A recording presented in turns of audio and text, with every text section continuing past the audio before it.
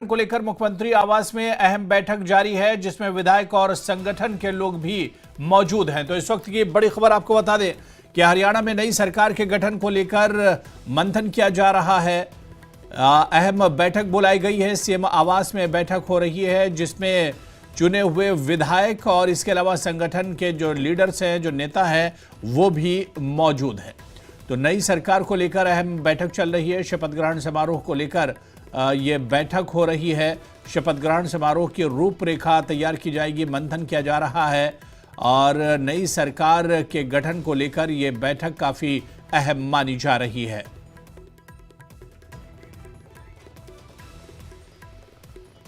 तो विधायक और संगठन के लोग मौजूद हैं।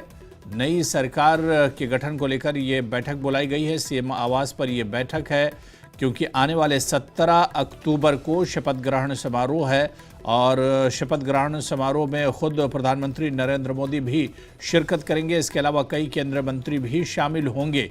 तमाम चीज़ों पर मंथन किया जा रहा है और ख़ासतौर से सूत्रों के हवाले से खबर यही है कि जिस तरह से और चलिए हमारे संवाददाता अंकित दुदानी लगातार इस बैठक पर नजर बनाए हुए वो इस वक्त हमारे साथ जुड़े हुए हैं। अंकित, 9 बजे ये बैठक शुरू हुई थी, क्या कुछ इशारा, क्या कुछ जानकारी इस बैठक को लेकर मिल पा रहा है?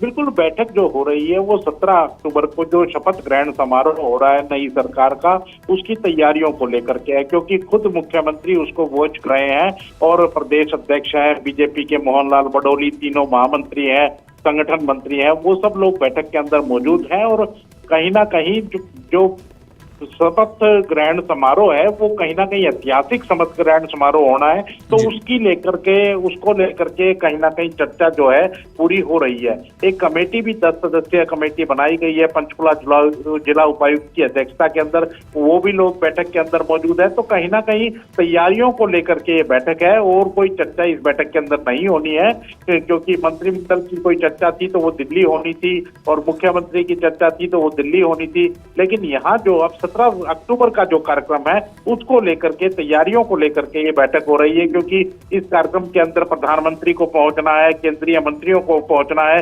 बीजेपी शासित जो प्रदेशों के मुख्यमंत्री हैं उनको पहुंचना है।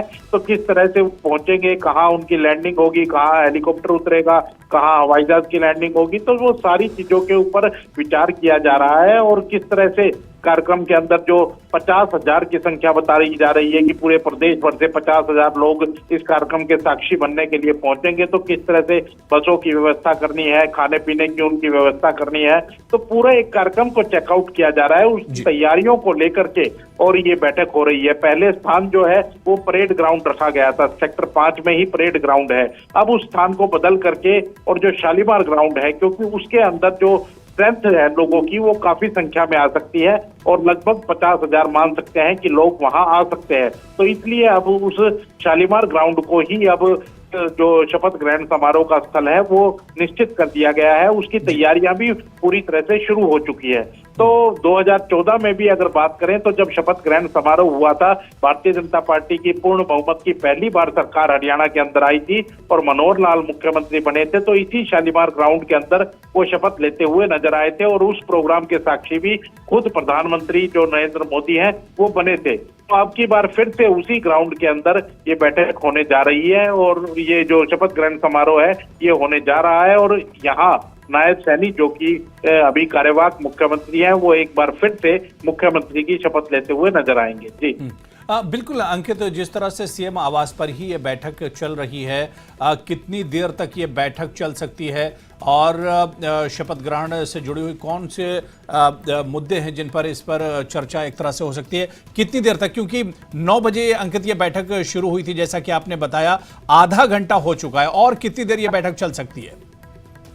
बिल्कुल, बैठक में सारी चर्चाएं होंगी और उसका कोई समय निश्चित नहीं किया जा सकता कि कितनी देर बैठक चलेगी, क्योंकि बैठक में जब सारी चर्चाएं खत्म हो जाएंगी तब तक बैठक चलेगी। और मैं पहले ही बता चुका हूं कि किन किन मुद्दों के ऊपर डिस्कशन जो है वो बैठक के अंदर होना है। जी बिल्कुल, चलिए नजर बना रखिए अंकित, बहुत बहुत शुक्रिया हमारे साथ जुड़ने के लिए और जानकारी देने के लिए।